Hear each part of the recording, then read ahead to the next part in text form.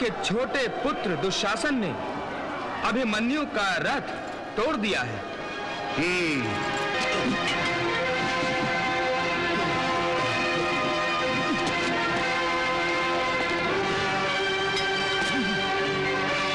परंतु वो वीर बालक भागने की बजाय अपने टूटे हुए रथ का पहिया उठाकर कौरव महारथियों से मुकाबला करने चला है।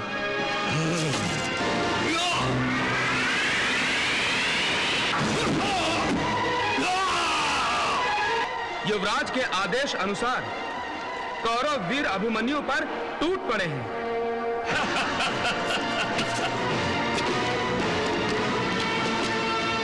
अर्जुन पुत्र अभिमन्यु,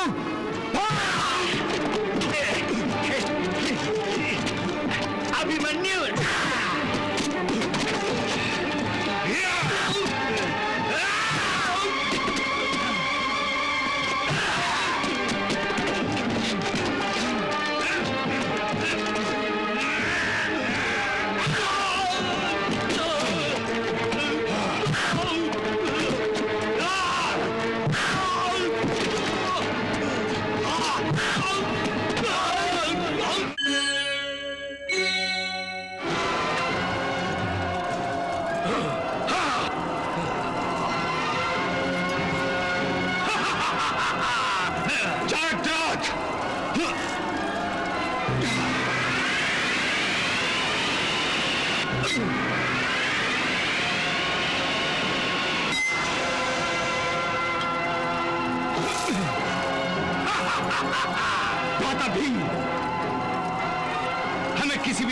चक्रव्यूह में प्रवेश करना ही होगा। यदि हम अभिमन्यु की सहायता और रक्षा न कर सके तो अनर्थ हो जाएगा भीम। नहीं, मैं ये अनर्थ होने नहीं दूंगा। जयद्रथ,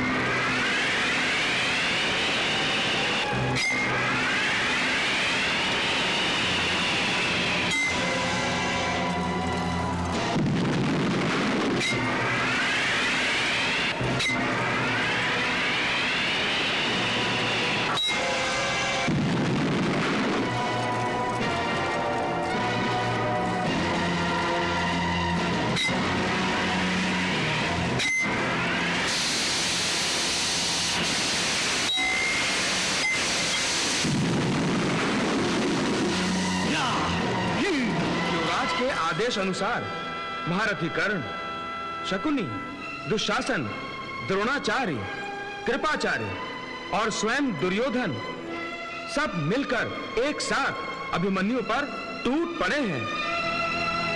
तब तो अभिमन्यु अवश्य ही विचलित हो गया होगा। नहीं महाराज, अभिमन्यु तनिक भी विचलित नहीं हुआ, बल्कि उसके आक्रमण की धार और अधिक तेज हो गई है। उसका पराक्रम देखते ही बनता है।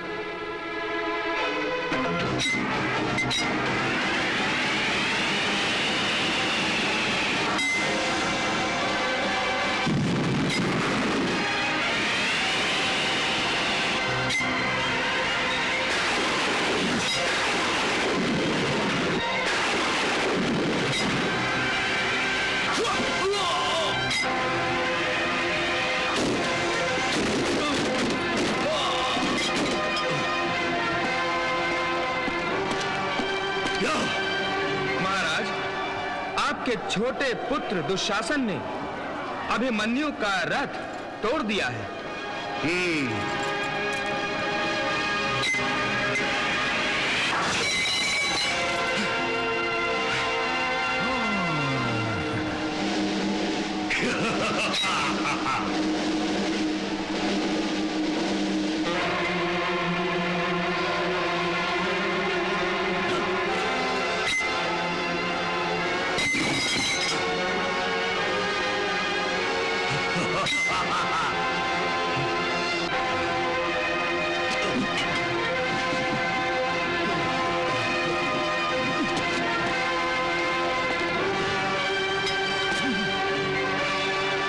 वो वीर बालक भागने की बजाय अपने टूटे हुए रथ का पहिया उठाकर कौरव महारथियों से मुकाबला करने चला है।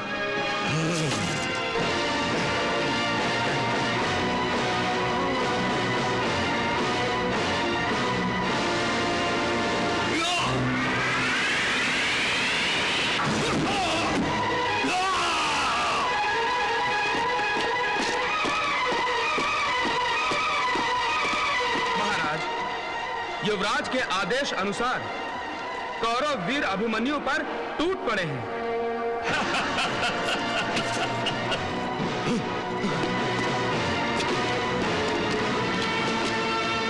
अर्जुन पुत्र अभिमन्यु,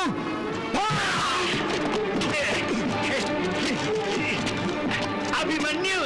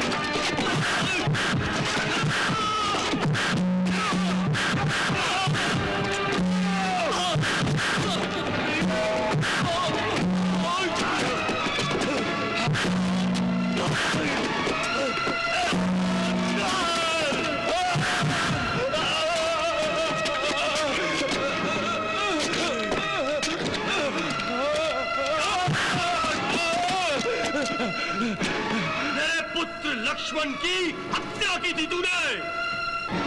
ये ले,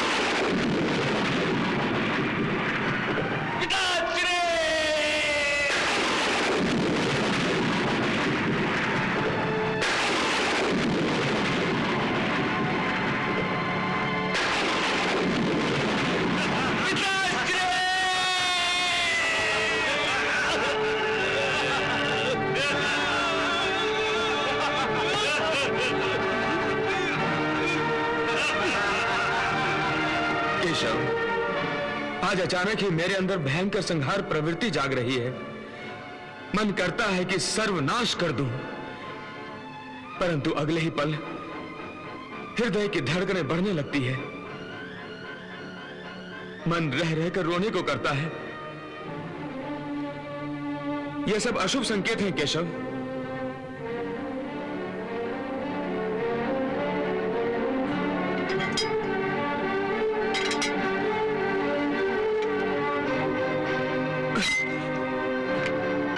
देखा केशव, मेरा गांडीव भी बार बार मेरे हाथों से छूट रहा है। कहीं भ्राता श्री धर्मराज तो संकट में नहीं आ गए? हे माधव, वो तो मेरे पिता समान है। उनके बिना तो मैं अनाथ हो जाऊंगा। हे पार्थ, धैर्य से काम लो, अपने आप को संभालो। जो होना है सो तो होकर रहेगा, परंतु मनुष्य को कामना सदा ही अच्छे की करनी चाहिए। ये अचानक वातावरण में परिवर्तन देख रहे हैं? हाँ, अचानक ये बिजलियां कड़कने लगी हैं।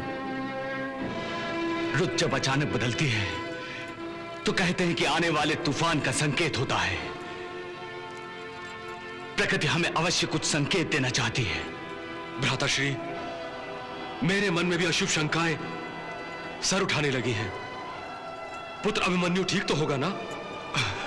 पता नहीं उस पर क्या बीत रही होगी।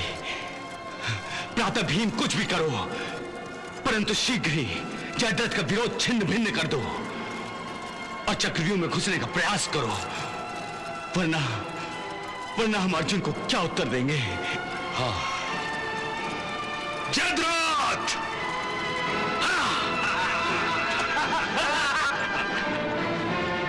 अर्जुन का पुत्र, अर्जुन का पुत्र अभिमन्यु! अर्जुन!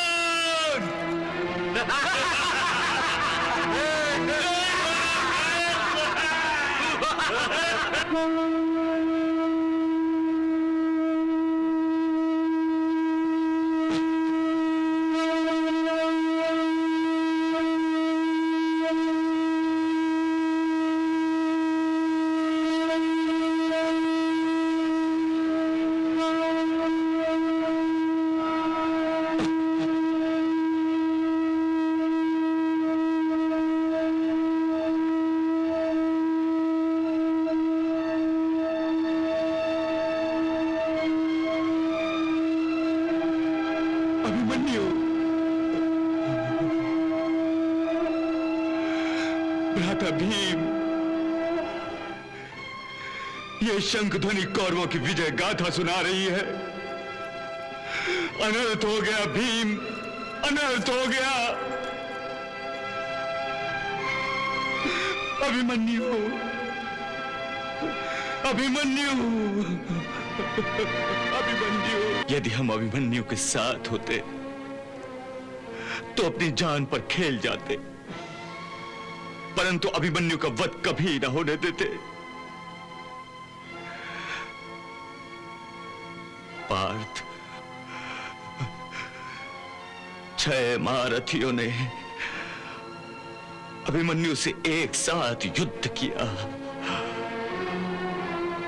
और 2 शासनी ने घायल अभिमन्यु पर भयंकर गदा का प्रहार करके अभिमन्यु का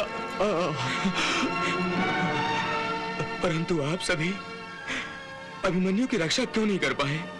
हम अभिमन्यु के साथ ही चक्रव्यूह में घुस जाते, परंतु ऐसी क्या आपत्ति आ गई थी जिसने आपको रोक दिया?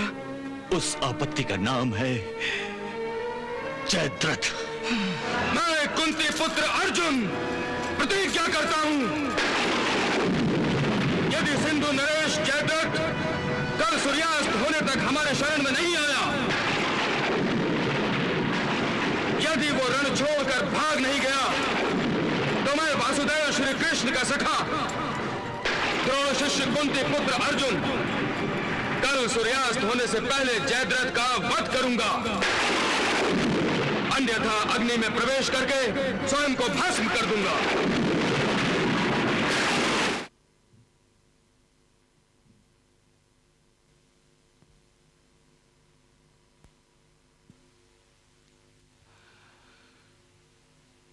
भ्राता भीम, अब हम धनंजय अर्जुन को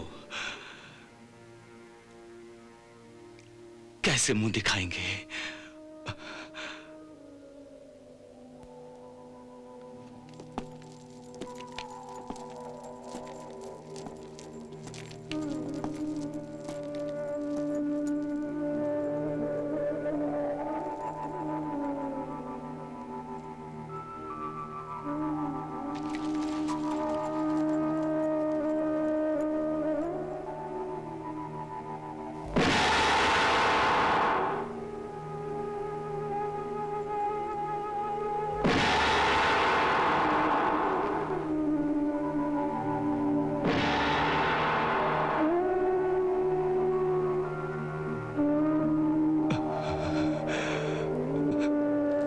श्री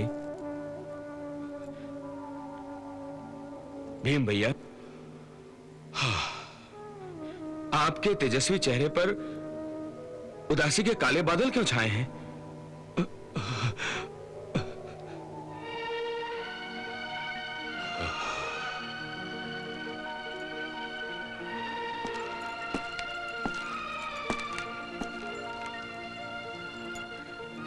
आप सबके सब चुप क्यों हैं?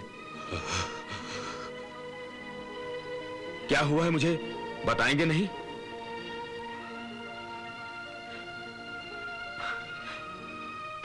नकुल, सहदेव,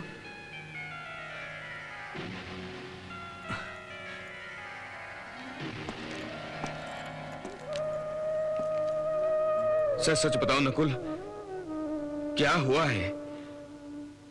मृत्यु को भयभीत करने वाला सन्नाटा आज हमारे शिविर में क्यों छा गया है? बोलो नकुल, ये हमारी आज्ञा है। नकुल बोलो, बताओ, आज युद्ध भूमि पर क्या हुआ? भ्राताश्री, आज गुरुद्रोण ने क्या किया? गुरुद्रोण ने क्या किया? चक्रव्यूह की रचना की थी। चक्रव्यूह की रचना? आचार्य ने चक्रव्यूह की रचना की थी? मेरे सुशर्मा के साथ युद्ध करने के लिए निकल जाने के बाद चक्रव्यूह की रचना की गई थी।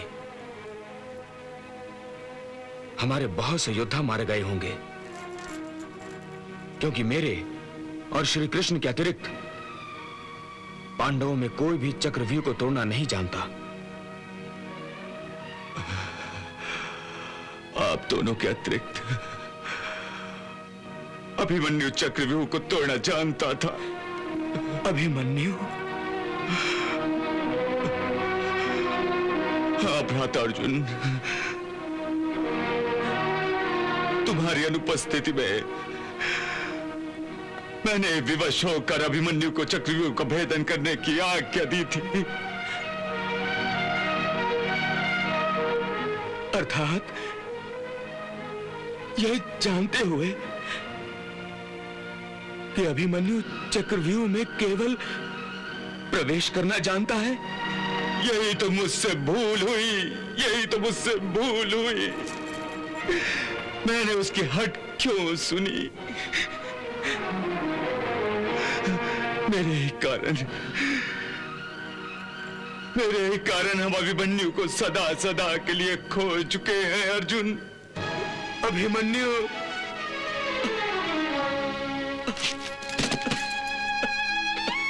भ्राताश्री, अर्जुन, भ्राताश्री, अर्जुन, ये क्या किया आपने भ्राताश्री? मैं विवश था अर्जुन। यदि मैं ऐसा ना करता तो आज चक्रव्यूह में सारी पांडव सेना नष्ट हो चुकी होती। परंतु अब मैं अभिमन्यु की माता सुभद्रा से क्या कहूं? द्रौपदी को क्या उत्तर दूं? अभिमन्यु की पत्नी उत्तरा के सामने कैसे जाऊं?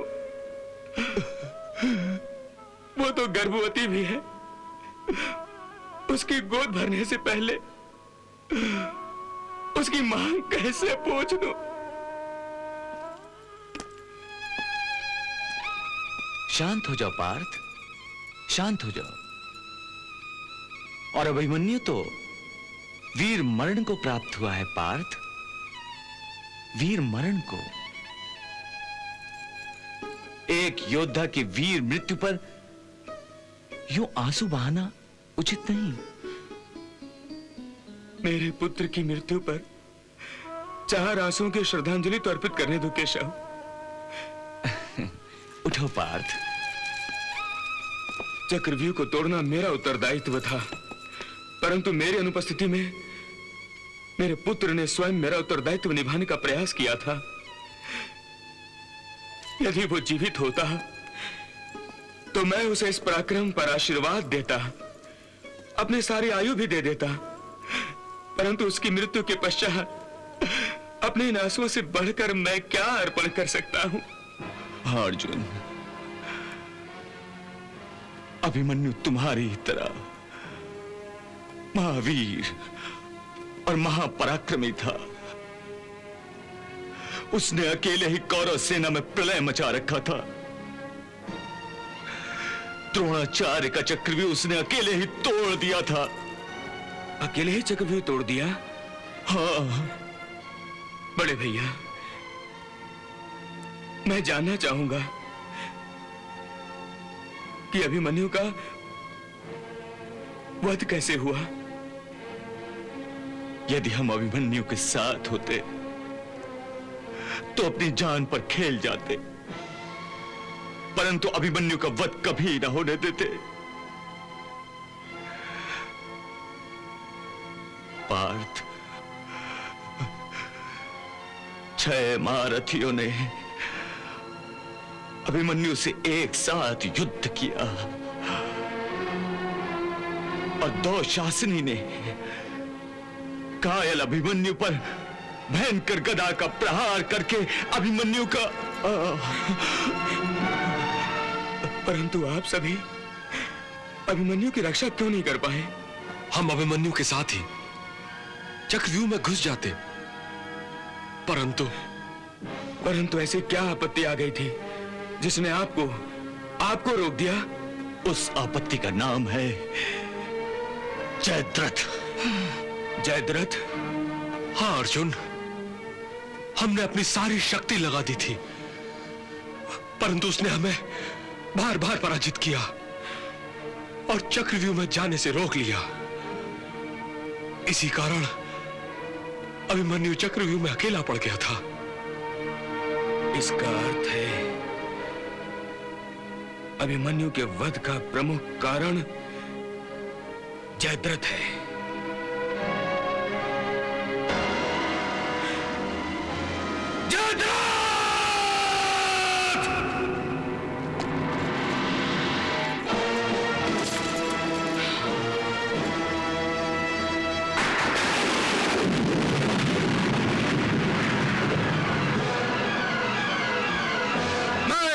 पुत्र अर्जुन प्रतिज्ञा करता हूं, यदि सिंधु नरेश जयद्रथ कल सूर्यास्त होने तक हमारे शरण में नहीं आया, यदि वो रण छोड़कर भाग नहीं गया, तो मैं वासुदेव श्री कृष्ण का सखा द्रोण शिष्य कुंती पुत्र अर्जुन कल सूर्यास्त होने से पहले जयद्रथ का वध करूंगा, अन्यथा अग्नि में प्रवेश करके स्वयं को भस्म कर दूंगा।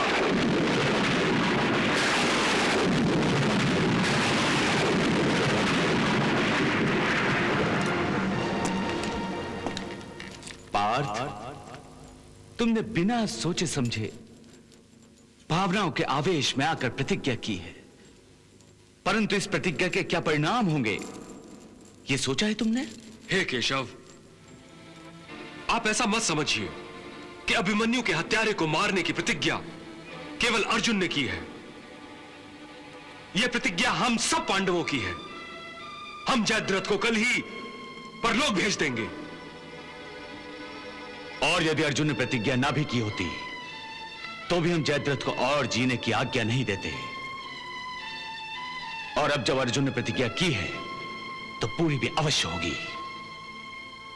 अर्जुन की प्रतिज्ञा पूरी हो या भंग हो, दोनों अवस्थाओं में परिणाम एक ही है, और वो है अर्जुन की मृत्यु। ये आप क्या कह रहे बड़े भैया? मैं सत्य कथन कह रहा हूं नकुल। जयद्रथ के पिता ने वरदान प्राप्त किया है कि जो भी जयद्रथ का सर युद्ध भूमि पर गिराएगा उसके सर के 100 टुकड़े हो जाएंगे। इसका अर्थ है कि जो भी योद्धा जयद्रथ का वध करेगा अपने आप उसका वध भी हो जाएगा। हां बड़े भैया, इसलिए प्रतिज्ञा की पूर्ति पर भी अर्जुन के प्राण संकट में आ जाएंगे, और यदि इसने प्रतिज्ञा की पूर्ति ना की तब भी इसे अग्निकाष्ठ भक्षण करके स्वयं मृत्यु को स्वीकार करना होगा। नहीं, बहुत दुष्कर काम है यह अर्जुन, बहुत दुष्कर काम है। केशव, तुम्हारे लिए कोई भी काम दुष्कर नहीं है, और जो काम हमारे लिए दुष्कर होगा तो हम तुम्हारी सहायता से उसी दुष्कर काम को सहज बना लेंगे। यह मेरा विश्वास है। अब तुम ही हमारा मार्गदर्शन करो केशव। हाँ मधुसूदन। ठीक है अर्जुन, कल जब तुम युद्ध भूमि पे जयद्रथ का वध करने निकलोगे तो एक बात ध्यान रखना, जयद्रथ के पिता महाराज वृद्धशत समंत पंचक क्षेत्र में तप करने बैठा है। तुम अपने महान अस्त्रों का प्रयोग करके जयद्रथ का मस्तक आसमान से ही वृद्धछत्र की गोद में गिराओगे। यदि तुमने जयद्रथ का मस्तक उसके पिता की गोद में गिरा दिया तो स्वयं वृद्धछत्र के सर के 100 टुकड़े हो जाएंगे और तुम बच जाओगे। ठीक है केशव, मैं जयद्रथ का सर ऐसे उड़ा दूंगा कि पहले वो उसके पिता की ही गोद में जा गिरेगा। परंतु यह मत भूलो कि कल युद्ध भूमि में जयद्रथ की सुरक्षा के लिए हर संभव प्रयास कौरव सेना और गुरु द्रोणाचार्य करेंगे। इसलिए हमारा प्रत्येक योद्धा अर्जुन को जयद्रथ तक पहुंचाने के लिए उसकी सहायता करेगा। जयद्रथ तक पहुंचने के लिए अर्जुन का रास्ता अनेक बाधाओं से घिरा होगा। कृपाचार्य, द्रोणाचार्य, शल्य, शकुनी, दुर्योधन, दुशासन और भागदत्त जैसे कौरव महावीर अर्जुन के लिए हर मोड़ पर दीवार बनकर खड़े रहेंगे। अर्जुन के रास्ते की हर दीवार को मैं अपनी गदा के प्रहार से ढेर कर दूंगा। कल हम कौरवों के सेनापति आचार्य द्रोण को युद्ध में उलझाए रखेंगे, और बड़े भैया आप नकुल, सहदेव, विराट नरेश, पांचाल नरेश, आप सभी कौरव महावीरों को युद्ध में उलझाए रखेंगे। इस प्रकार अर्जुन को जयद्रथ तक पहुंचने का अवसर मिलेगा। ऐसा ही होगा द्वारकाधीश, ऐसा ही होगा।